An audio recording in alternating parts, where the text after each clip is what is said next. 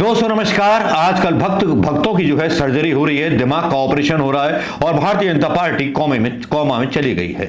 ये बताते हुए मुझे बहुत दुख हो रहा है कि आजकल राहुल गांधी की यात्रा ने बड़े बड़े नेताओं के जो है खंभे उखाड़ दिए हैं और राहुल गांधी के बयानों ने तो जैसे आग लगा दी है अमेरिका की पॉलिटिक्स में भी। आप सोच रहे होंगे ऐसा क्या हो गया कि अमेरिका की पॉलिटिक्स में राहुल गांधी ने झंडे गाड़ दिए या आग लगा दी।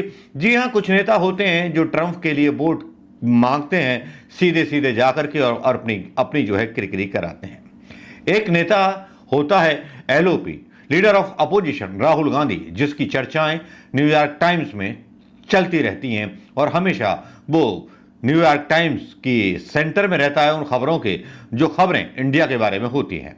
चलिए एक ताना बाना न्यूयॉर्क टाइम्स का हम दिखाते हैं। पहले एक पटाखा छोटा सा है, जरा देख लीजिए। Gandhi, long on the ropes, looks set for an unexpected comeback, needing help to stay in power. Modi loses his aura of invincibility. Early election results suggest sharp turnaround for Indian National Congress. Is Modi worried? India long deflated opposition find some momentum. Time is running out of Rahul Gandhi vision for India. Why India opposition can't get it together? Why do election in India take so long? With big state victories, Modi expand his dominance in India. India top court clears way for Rahul Gandhi return to parliament. Court dismiss Indian opposition. Leader petition suspend conviction by Modi and other Indians. Leader stay single.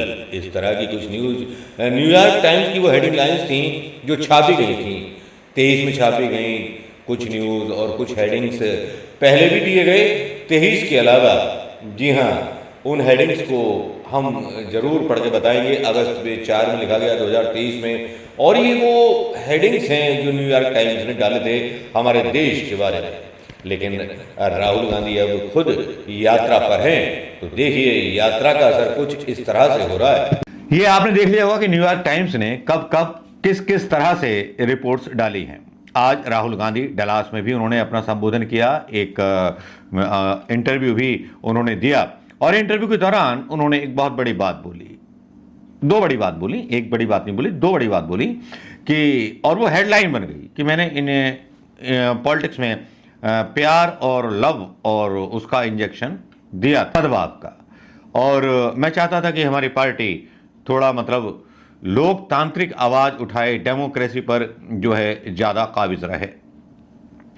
तो वो क्या था बयान राहुल गांधी का, जरा सुन लीजिए, जो New York times की सुर्खियां बन गया, जो पूरे विदेश में सुर्खियां बन गया। Maybe my responsibilities, but my role is broader and bigger than that, and in many ways simpler than that. And while he was speaking, I thought to myself, if I'm going to speak to people of Dallas, I need to be clear about what my role is. And so I'd like to tell you that I believe my role is injecting the values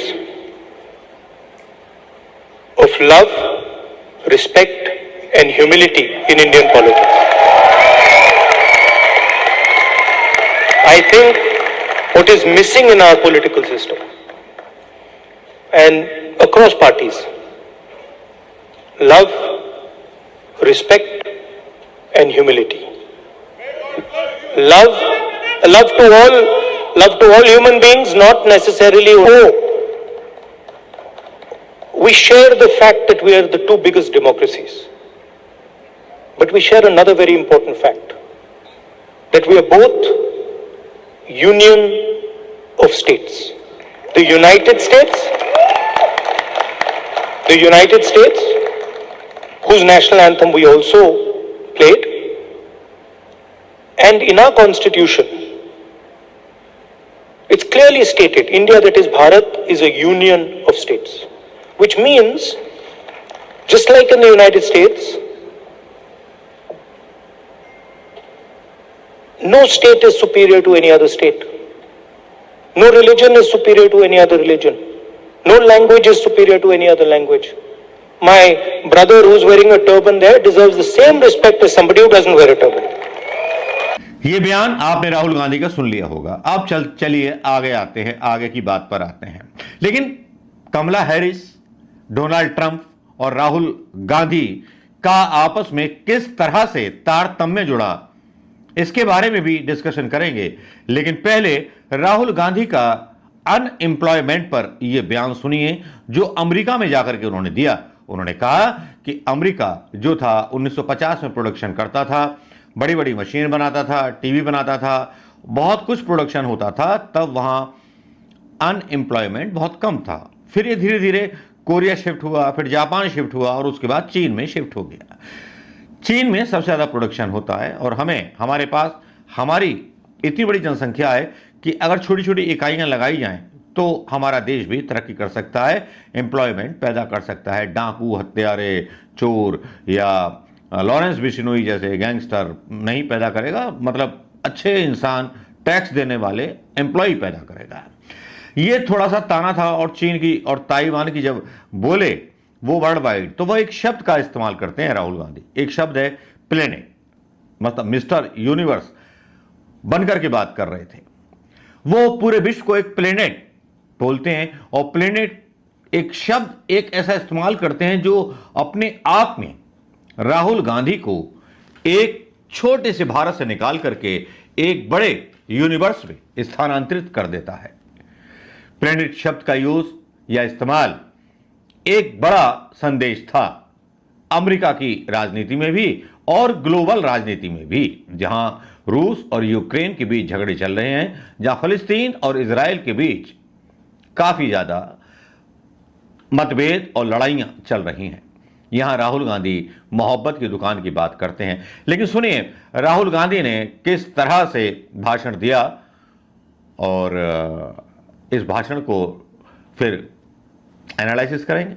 Also happens to be a key area that, and I feel across the world right now the youth is kind of rippling through that a phase where there are questions about where they will land professionally from an employment perspective. So when we connect any sentence which has the word youth and employment in the same sentence, it's a cause of worry at a lot of places at a lot of different levels. What do you have to say about employment and our youth? See, first of all, let's be clear. Not everywhere on the planet has an employment problem. Okay? The West has an employment problem. India has an employment problem. But there are many countries in the world that don't really have an employment problem. China certainly doesn't have an employment problem. Vietnam doesn't have an employment problem. So there are places on the planet that are not struggling with unemployment. There's a reason. If you look at the United States in the 1940s, 50s and 60s, they were the center of global production. Anything that was made, cars, washing machines, TVs, all made in the United States. Production moved from the United States, it went to Korea, it went to Japan, eventually it went to China. And if you look today, China is dominating global production. You go to India, you look at the phones, you look at the furniture, you look at clothes, you'll see on the back made in China. It's a fact, right? So what has happened? The West, America, Europe, India has given up an idea of production and they've handed it to China. The act of production creates jobs. What we do, what the Americans do, what the West does, is we organize consumption. Okay? Uber is organizing consumption. Okay? Foxconn is organizing production. Mahindra organizes production. Bajaj organizes production. These are the guys who create the jobs. And that is the problem. You're never going to employ India using IT, using consumption. It's not going to happen. So India has to think about the act of production and organizing production. And India has to, it's not acceptable that India simply says, okay, manufacturing, what you call manufacturing or production is going to be the preserve of the Chinese, it's going to be the preserve of the Vietnamese, it's going to be the preserve of the Bangladeshis. Right? Bangladesh completely outcompetes us in textiles. Regardless of the problems they're facing right now, they wiped us off. They wiped us clean in textiles. Right? So we have to reimagine how to produce in a democratic environment. Until we do that, we will face high levels of unemployment. And frankly, it's not sustainable. So you're going to see that if we carry on down this path of forgetting about manufacturing, you're going to see massive social problems coming in India and in the United States and in Europe. Right? Rahul Gandhi का ये भाषण आपने सुन लिया होगा। राहुल गांधी का ये भाषण अपने आप में एक ऐसा अनोखा संदेश था जो कमला हैरिस को सपोर्ट करने के लिए काफी था। अप्रवासी भारतीयों के ऊपर अमेरिका का इलेक्शन काफी डिजर्व करता है। आपको याद होगा ट्रंप को जिताने में और उसके लिए खुली वोट की अपील की थी, लेकिन राहुल गांधी ने इनडायरेक्ट वे में अपील कर डाली है कमला हैरिस के समर्थन में, डेमोक्रेसी को बचाने के समर्थन में। क्योंकि कुछ दिन पहले डोनाल्ड ट्रंप का एक जो था पोस्टर वायरल हो रहा था, जिसमें डोनाल्ड ट्रंप की पीआर टीम ने एक ट्वीट किया था जिसमें मुसलमानों को कमला हैरिस का पड़ोसी बताया जा रहा था। ठीक वही काम डोनाल्ड ट्रंप कर रहे थे जो काम आजकल योगी जी और प्रधानमंत्री मोदी जी हमारे देश में कर रहे हैं। जैसे कि योगी जी बोलते हैं कि बटोगे तो कटोगे, इस तरह की भाषावली का इस्तेमाल करते हैं, लेकिन राहुल वो चतुर नेता हैं, ये मानना पड़ेगा। भले ही मीडिया कुछ कहे, लेकिन राहुल गांधी ने अपनी एक छवि अमेरिका में जाने के बाद और अमेरिका में क्वेश्चन आंसर करने के बाद ऐसी बना ली है कि वो अपने आप में अलग छटे हुए नजर आते हैं, एक ऐसे चतुर नेता के रूप में जिन्हें वोट फॉर कमला हैरिस का नारा लगाने की जरूरत नहीं पड़ती, सिर्फ एक वाक्य डेमोक्रेसी के नाम लेना होता है और मोहब्बत, स्नेह, प्यार, संविधान के बारे में बताना होता है। एक अपने भाषण में बड़ी इंपॉर्टेंट बात बोलते हैं, यूनाइटेड स्टेट ऑफ इंडिया का जिक्र करते हैं और यूनाइटेड स्टेट ऑफ अमेरिका का जिक्र करते हैं और दोनों को बराबर ला करके खड़ा कर देते हैं। अपने संबंधों की जरूरत अमेरिका के साथ और हिंदुस्तान के साथ बताते हैं। अपना एक सॉफ्ट कॉर्नर अमेरिका में दिखाते हैं कि कल अगर वो प्रधानमंत्री बने तो अमेरिका की नीतियां और अमेरिका से साझा बहुत गहरी रिश्तेदारी और बहुत गहरे प्रांगाड़ संबंध बनाने की दिशा में वो इशारा करते हैं। इशारों में कमला हैरिस को भी सपोर्ट कर देना। और देखिए ना, दोनों नेताएं मुस्कुराते हुए और दो नेताएं बड़े गुस्से में, दोनों की मैं तस्वीरें डाल रहा हूं। एक तरफ कमला हैरिस देखिए और राहुल गांधी को मुस्कुराते हुए देखिए।